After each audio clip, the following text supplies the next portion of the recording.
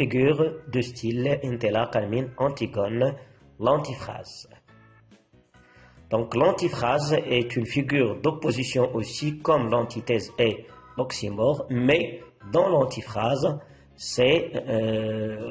on dit le contraire de ce qu'on pense. C'est-à-dire on dit quelque chose, mais en vérité, on désigne ou bien on évoque d'autres choses, ou bien on dit de façon indirecte quelque chose d'autre.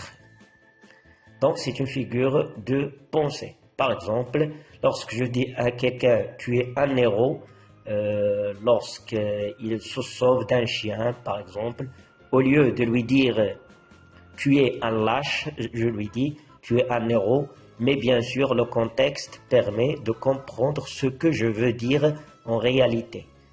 Lorsque je dis à quelqu'un « tu as bien fait » lorsqu'il a cassé la fenêtre, par exemple, donc ici je veux dire le contraire, non pas ce que je dis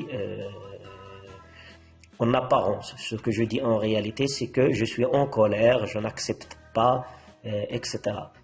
إذن l'antiphrase على عكس l'oxymore et l'antithèse فهي figure de style تعبر عن الضد أيضا والتناقض، ولكن هنا الضد يكون في الفكرة، فأنا أقول شيئا وأقصد به شيئا آخر، ومن خلال السياق هو الذي يمكننا من فهم المراد والمقصود، وهي فيها نوع من التهكم أي لغوني والسخرية والغضب أيضا.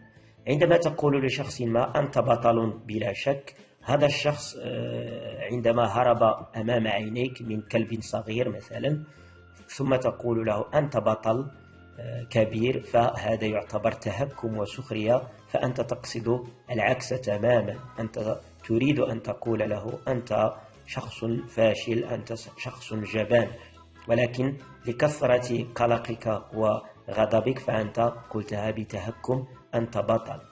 عندما تقول لشخص آخر أحسنت فعلا أو ما فعلته جيد، علما أن هذا الشخص كسر زجاج النافذة مثلا، فهذا نوع من l'antiphrase. إذا قلت للشخص سيكون لك مستقبل زاهر بلا محالة، وفي حين أن هذا الشخص لم ينجح في الامتحان، فهذا يعتبر antiphrase، يعتبر تهكم وسخرية، فهو سيفهم أنك تقصد العكس، فدائما المقصود هو العكس. Et voici quelques exemples de l'antiphrase. Exemple, la nourrice s'éclate. Oh, c'est du joli, c'est du propre, toi, la fille d'un roi. Ici, la nourrice montre sa colère et son refus du geste d'Antigone, mais il le lui dit de façon ironique en employant l'antiphrase. C'est du joli, c'est du propre. هذا جيد، هذا رائع. هنا للتعبير عن غضبها ورفضها لما فعلته أنتيغون، ولكن بطريقة غير مباشرة تقول لها هذا جيد، هذا رائع.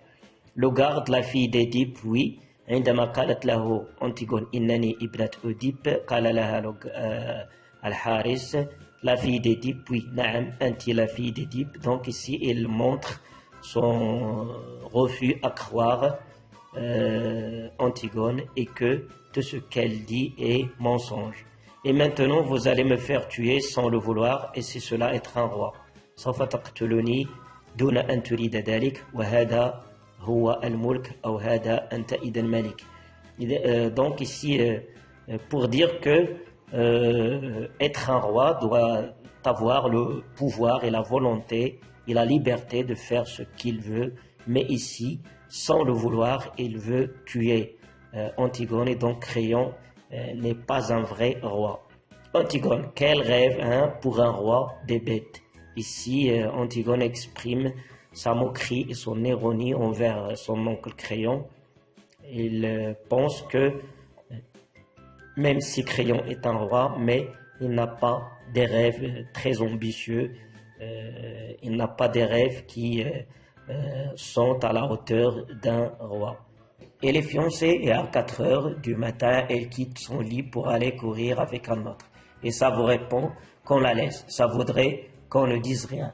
Donc ici, la nourrice est en colère elle exprime son ironie et sa colère envers Antigone qui est sortie la nuit et qui est en réalité une fiancée. Et donc, ce qu'elle veut dire, c'est le contraire, donc c'est qu'elle n'accepte pas le geste d'Antigone et qu'elle refuse de tels comportements. Deuxième exemple, pas crier. Je ne dois pas crier par-dessus le marché. La même chose. Ici, donc par crier, je ne dois pas crier. لا يجب أن أصرخ لن أصرخ. فهنا la nourrice أو المرضعة تعبر عن غضبها وعن أن ما تريد أن تقوله هو العكس تماما. D'autres exemples, extraits de le dernier jour d'un condamné. Voilà ce qu'ils vont faire de ton père, ces hommes dont aucun ne me hait, que tous me plaignent et tous pourraient me sauver. Ils vont me tuer. Donc, هنا المحكوم عليه بالإعدام يستعمل الانتيفراز لكي يبين لابنته التناقض بين سلوكات العدالة وما يريدون أن يفعلون به. فهو يقول هؤلاء الرجال لا يكرهونني لا يشتكون مني ويمكنهم أن ينقذونني سوف يقتلونني.